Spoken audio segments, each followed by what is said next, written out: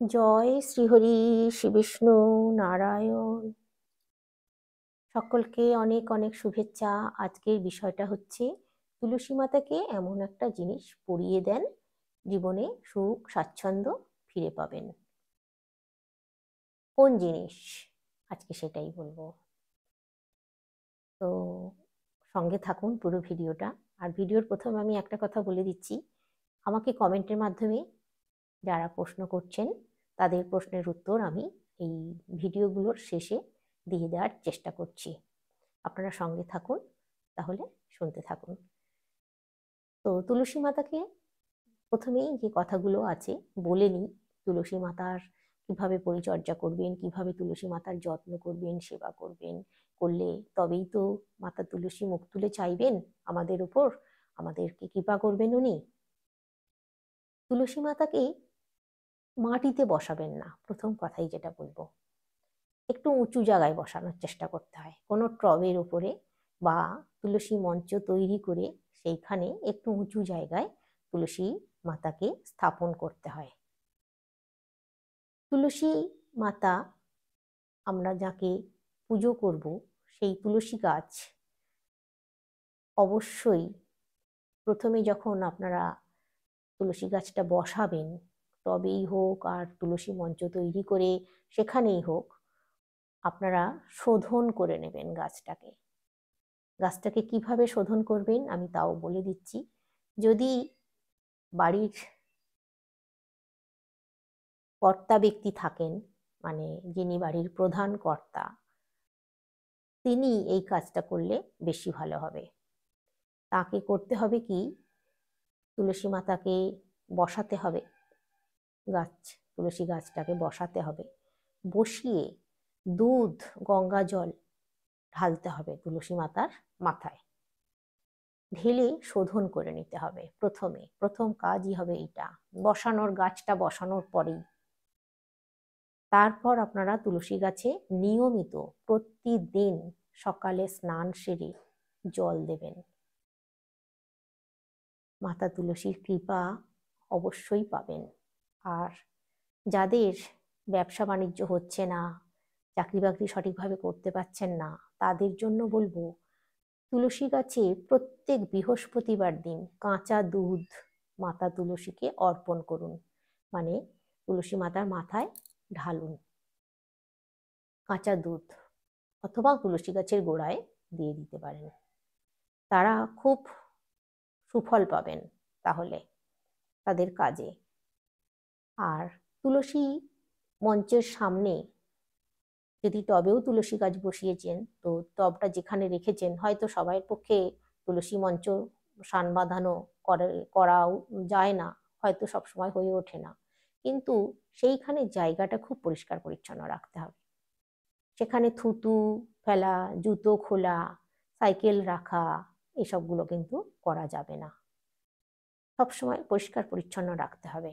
আর একটা জিনিস, তুলসী মাতাকে যখন আপনারা জল দেবেন, মহিলাদের কথা আমি বলছি, তারা কখনো চুল খুলে তুলসী মাতাকে জল দেবেন না। স্নান সেরে তো জল দেবেন, সেটা তো করতেই হবে, স্নান না করে তুলসী গাছ ছোঁয়া যাবে না। বিশেষ করে যে তুলসী গাছটা আপনারা পুজো করছেন, যেটা বলে দিলাম শোধন করে নিচ্ছেন যে গাছটাকে, ওই গাছটাকে স্নান না করে কখনো কিন্তু ছোঁয়া যাবে না। ওই গাছের পাতাও কিন্তু স্নান না করে তোলা যাবে না। আর তুলসী, আপনারা তো এতক্ষণে অনেকেই জেনে গেছেন যে তুলসী গাছের পাতা যেদিন সেদিন ছেঁড়া যায় না, তোলা যায় না। তুলসী পাতা বাসি হয় না কোনোদিনও। তুলসী পাতা আগে তুলে রেখে নারায়ণের পায়ে দেওয়া যায়। যে বারগুলোই তোলা যায় না আমি বলে দিচ্ছি, যেমন তুলসী পাতা তোলা যায় না আপনার মঙ্গলবার, বৃহস্পতিবার, শনিবার, রবিবার। রবিবার দিন একদম তুলবেন না।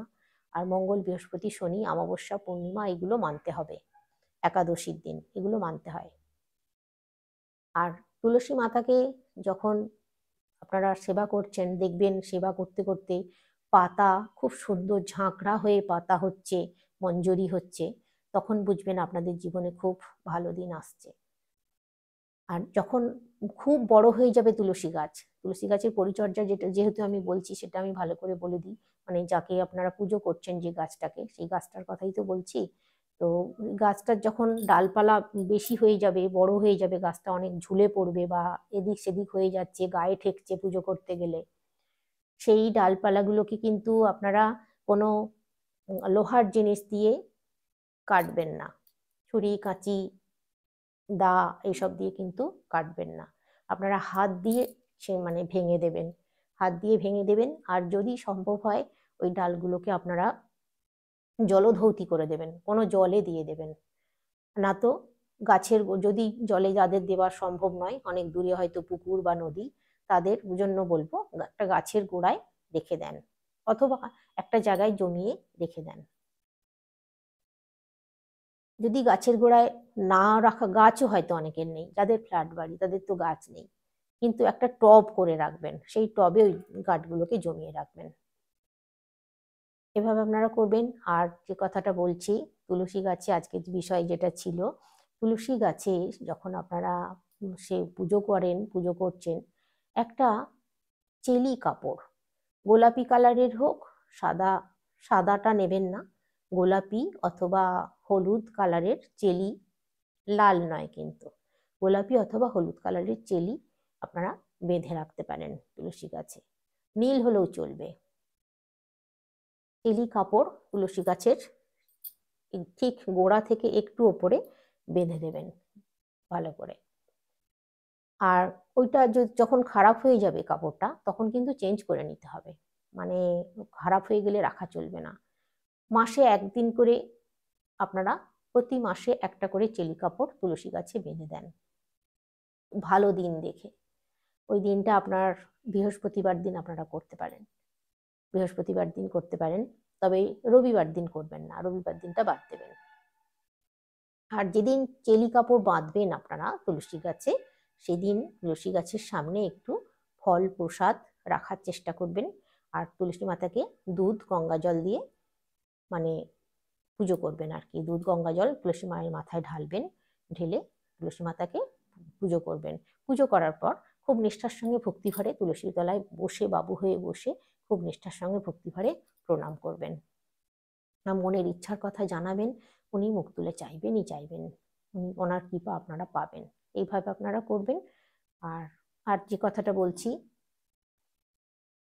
যে প্রশ্নের উত্তরটা আমি দেব বলছিলাম, একজন মা আমাকে প্রশ্ন করেছে যে বাড়ির মানুষদের ছবি, মানে যারা বাড়ির মানুষজনেদের ছবি আর কি, মৃত মানুষের নয়, এমনি মানুষজনেদের ছবি কোথায় রাখলে শুভ হয়, কোথায় রাখলে ভালো হয়, কোন দিকে? দিকটা হচ্ছে দক্ষিণ পশ্চিম দিক। দক্ষিণ পশ্চিম দিকের দেয়ালে ছবি রাখুন, সংসারে উন্নতি হবে, আর সংসারের মানুষজনের মধ্যেও মিল থাকবে ভালো, মানে সংসারের মানুষজনেরা মিলেমিশে থাকতেও পারবেন, খুব শুভ হয় দক্ষিণ পশ্চিম দিকে রাখলে পরে। তো এই ছিল আজকের প্রশ্নটা। আর আপনাদেরকে তো বললামই যে আপনারা তুলসী গাছ কিভাবে কি করবেন।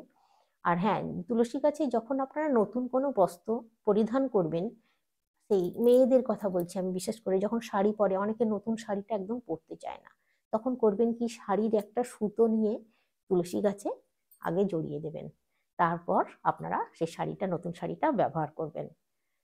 এটা করবেন, খুব ভালো হয় তাহলে।